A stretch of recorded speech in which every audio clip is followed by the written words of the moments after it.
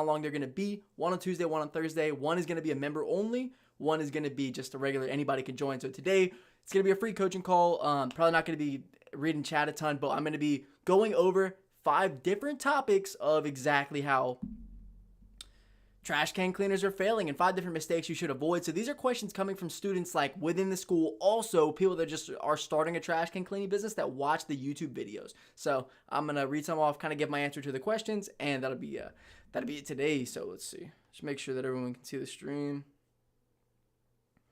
and that we're not members only right now.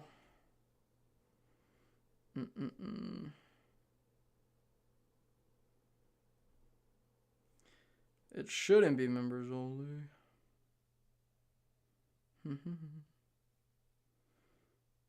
Let's make sure though. Okay, live 1 watching. Welcome. Okay. Okay, it says 3 watching, so I don't think this is members only, guys. Let's get into the first. Sorry. Okay, let's get into the first question. All right, this comes from Tate White. I knocked on 50 doors tonight and nothing. The problem with that, I believe, is that that's just a ton of cold marketing. It definitely works, right? It's a ton of old school stuff. Whenever I had a lawn care business a while back, or even like my mobile detailing business when I first started out and didn't know about like how optimized you can make Facebook marketing just through like, whether it's like brand recognition, social credibility, or just like people being able to see you and you being able to look, or like people being able to see not only your profile, not only like you posting and who you're servicing, but the fact that you are an actual service. And if they see you a ton of different times, that you're legit, you're real, once again, the credibility. So they see you and they already know who you are. Versus you're going to a random neighborhood. Let's say you don't know these people. You drove your car to a random neighborhood and maybe you bring flyers with you and you say, all right, I'm going to knock on every single door in this entire neighborhood, 200 doors. You're bound to get 1 customer, right? You don't know that. This is it's a cold marketing approach. And that's why I teach that it doesn't have to be social media, quote unquote. It should be, I think Facebook is the perfect situation, or even LinkedIn, anywhere that you can be making posts. Number 1, telling people what business that you're running or what business you're starting, before and after pictures. You can also let people know that you're servicing customers. So do yourself a favor, post on there, be like, hey, thank you so much, blah, blah, blah, blah, for letting me come to your house and clean your trash can or do your car, do the mobile detailing job. And you are going to be reaching out to people, but you're not selling them anything. So the second you start going to somebody's house, they know exactly what you're doing. They're being hard sold, because what are you trying to do? You're walking up to a random person's house that doesn't even know you. Number 1, they probably don't even want the service that you're offering, especially because trash can cleaning is so unknown. You just can't guarantee anymore that you're going to be able to go up to random people's houses and land the job. So knocking on doors, not that it doesn't work. There's a guy on TikTok that does window cleanings and he gets so many jobs, and I don't know how. Personally, never been a big door knocker. I've done a lot of flyers. You can put a lot of good stuff on flyers, pain points, even before and after pictures, and a lot of your contact information. You can even tell customers, hey, 20% off right now for their first cleaning. You could even offer customers free cleaning for the first cleaning, and it probably would do you some good. I don't know 100% that you would land the job, but it would get you in the door a little bit, because you're trying to hard sell someone with cold marketing. It just doesn't work. Whereas if you were to go some sort of route where you're putting yourself in front of people via post or via like your own thing, and you're being pushed out to way more people, number 1. And 2, the people are not forced to interact with you. They interact with you if they want to, and that is a warm lead. That's someone who already is hot on your tail and they want to get whatever you're offering to them. And that's probably why you knocked 200 doors, 50 doors, whatever, and you didn't get a single job. All right. Number 2, this is Tony the Tiger 820. Do you charge extra to clean the trash/gunk that's stuck at the bottom of trash bins? I've seen in other videos that you have your own trash bag you put it into. Do you leave the trash bag in their clean can, or do you take it with you to the next job until the bag is full? Okay, loaded question here. To answer the first part, do you charge extra to clean the trash gunk stuck at the bottom of the bins? Not at all. That's pretty much just like, you can assume you're going to have to clean trash cans with everything in them, whether it's just loose trash or it's like trash that's kind of on the sides, or even I had to clean the trash can full of gravel, full of nonsense. You're not even going to know it until you get to the house, and you're probably already going to have a quote sent to that customer. If you're going based on like the process that I teach, let's say that you're having a conversation with a customer. I think to close them as fast as possible, you immediately are trying to like, hey, how many trash cans do you need, right? whatever, you're offering them a full service package. It's not an option, but where do you live? So you're going to be adding in your price based on how far is the drive, right? Travel time. And then number two, how many trash cans do they have? If they have 2 or 3 trash cans, it's going to make you more money than the first can, obviously. So you can already assume you're going to have a situation where there's trash at the bottom of the bin. You're not going to be able to charge extra, and you won't even know it. I mean, if how things have gone for me, if it goes like that for you, that's what you're going to be stuck in. Okay. That's the first part. Number two, I do bring my own trash bag.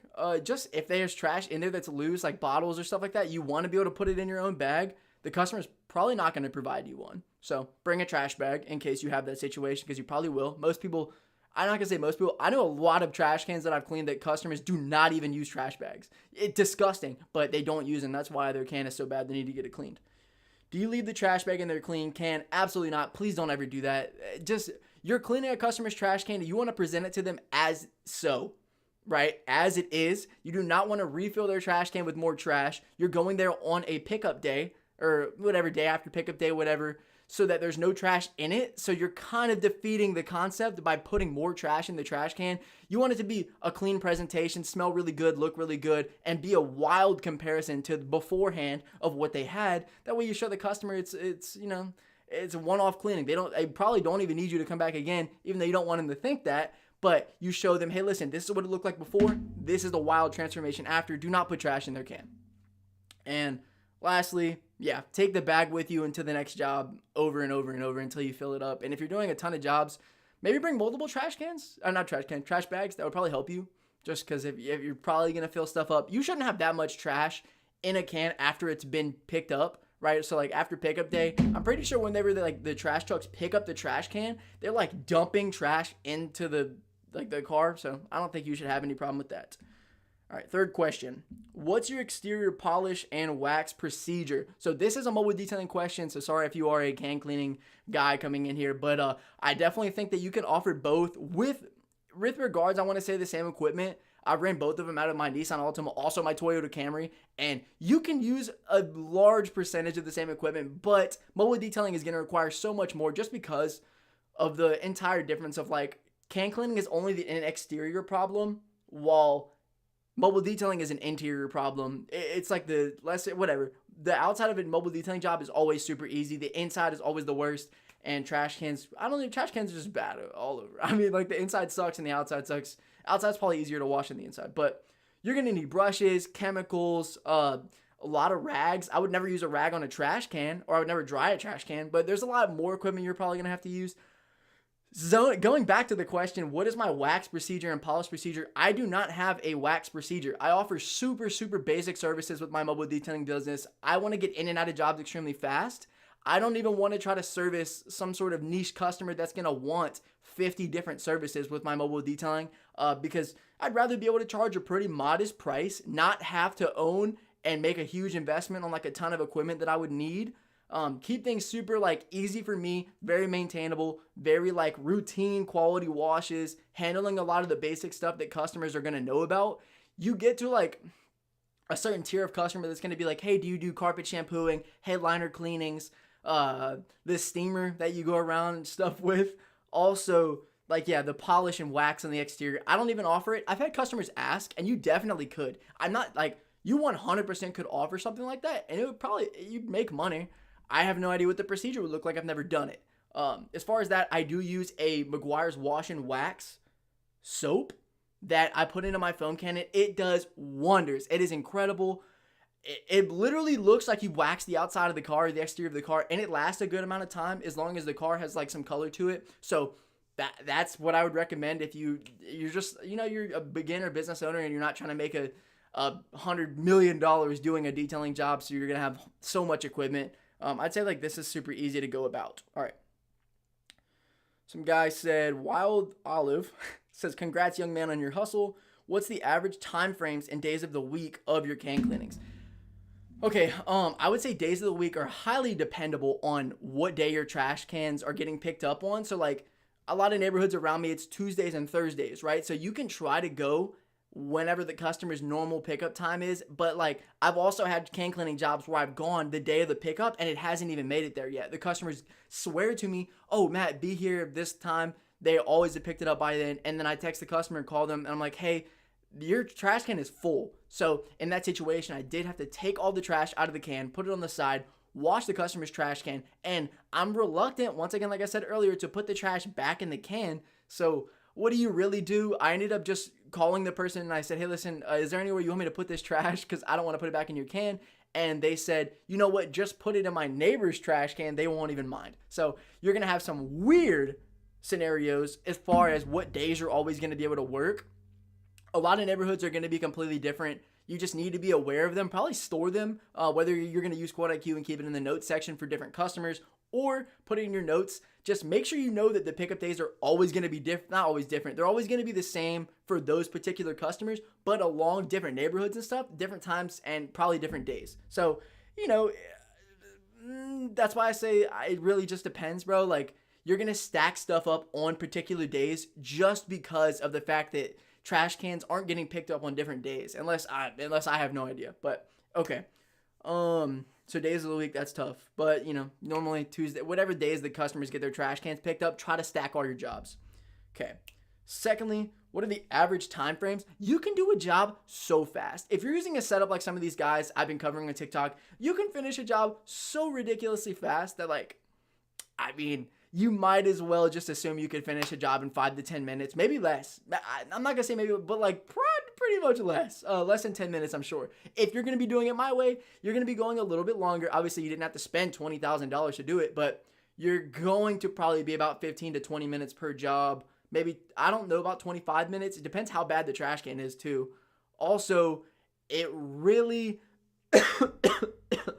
If you're having that trailer, you could finish jobs fast. It's mostly the pickup. That's the hardest part for you. So time frames, I would give yourself, if you're going to be cleaning the way I clean, about 15 to 30 minutes per job. So time frames, let's say you do 5 trash cans.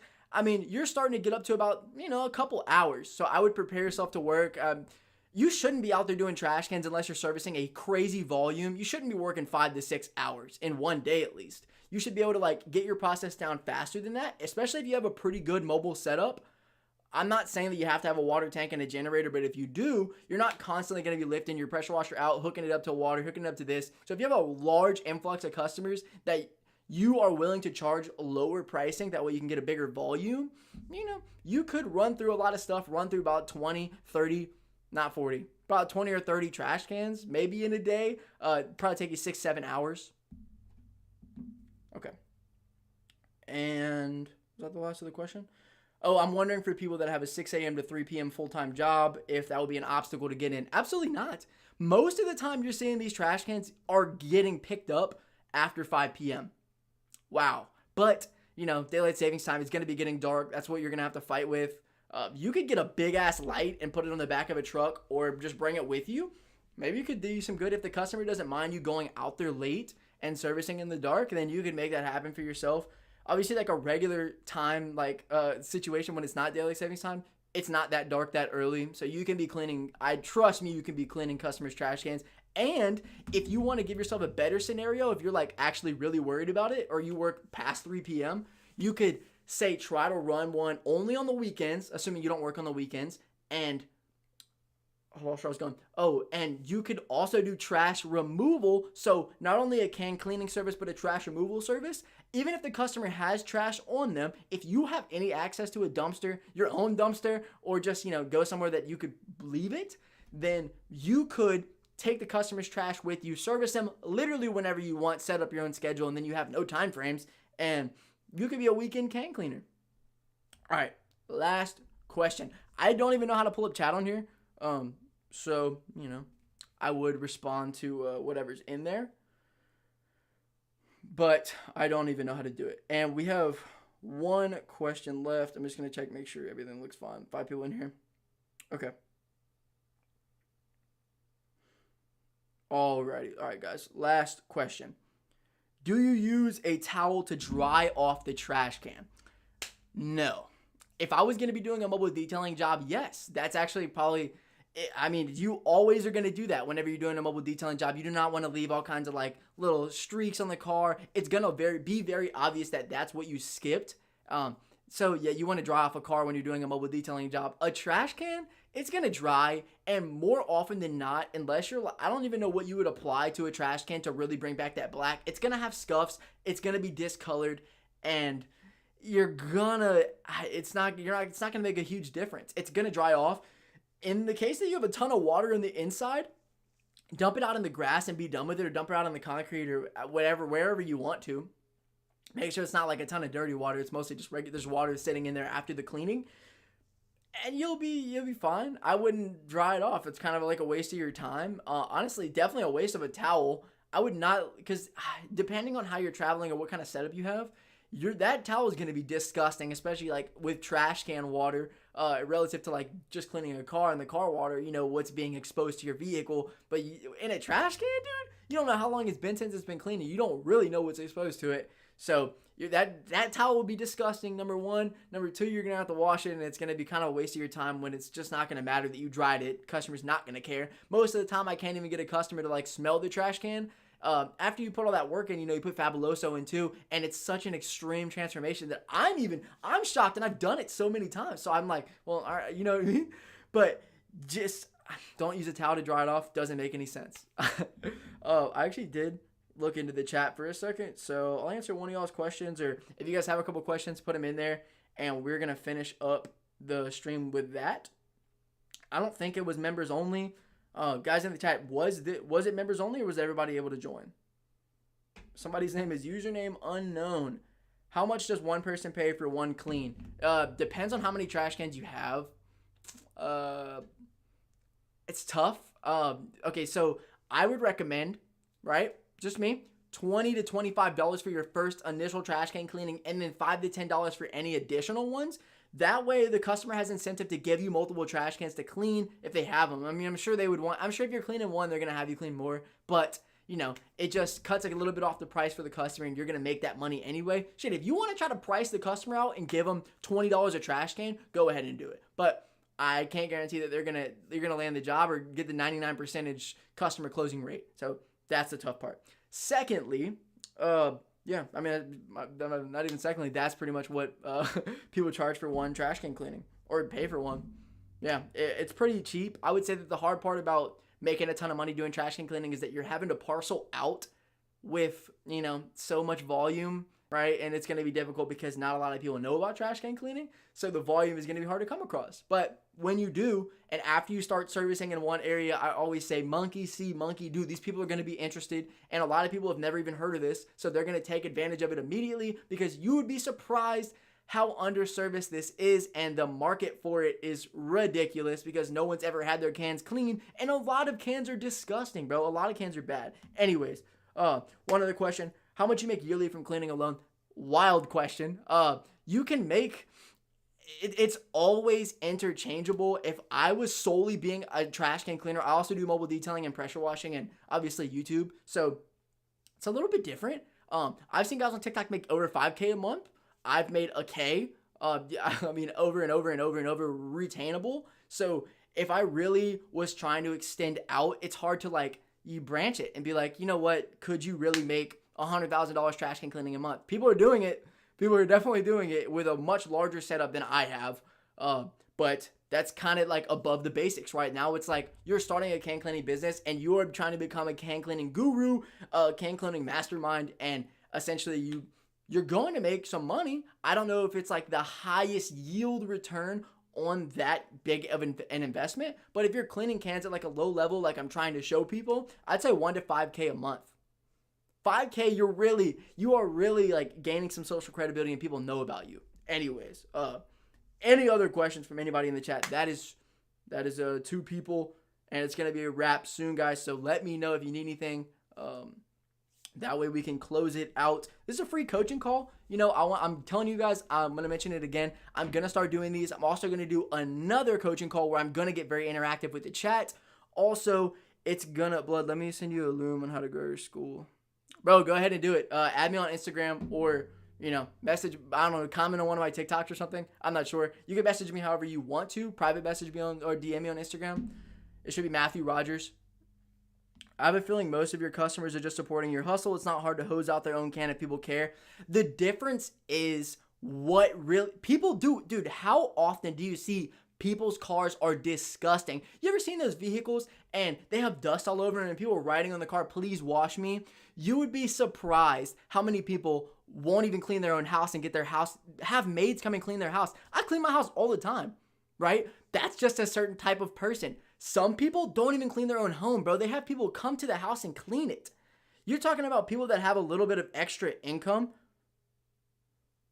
Yo, what? Do it shirtless and all the housewives will be watching you on their doorbell? Yo, wait, that's a little weird. That's a little weird of a comment. Anyways, what's your Insta? It should be Matthew Rogers, bro. Just look for, shoot, you can find me on TikTok at Matthew Rogers and then go straight to the Instagram because it's also linked in there. But, yeah, you never know if it's people supporting the hustle or realistically, bro, like the things people would pay for would blow your mind. So, guys, I had a lot of fun. Tuesdays are going to be the free coaching call, and Thursdays are going to be the member-only coaching call. Guys, check out, once again, become a member. You're going to get access to, I'm actually bringing a lot of the school courses over to the members so the members can have it. It's, includes my trash can cleaning course, complete, like, through and through and through, everything I could possibly describe to y'all. My Facebook marketing course, exactly how I've landed, dude, beyond tens of thousands of dollars in jobs. For not even just can cleaning, not even just mobile detailing, not even just pressure washing, lawn care, regular home services. It's a disgusting cheat code. Go and check it out or become a member or go to the school community. And I also have a lot of guys that trade in the school community, right? If you've never seen, trading in the financial markets, whether it's stock trading, options trading, or a lot of guys are trading crypto, or a lot of guys are also going to be trading, oh my gosh, Forex. Oh, yeah. Foreign exchange currency. So there's a large detailed out course, full walkthrough on how you can kind of navigate that. So check out the school. It's going to be in the link in the description. Also, become a member of the channel and seriously gain. If you're trying to start a can cleaning business, you will have the advantage on everyone. All right, guys. Y'all have a great day. Peace.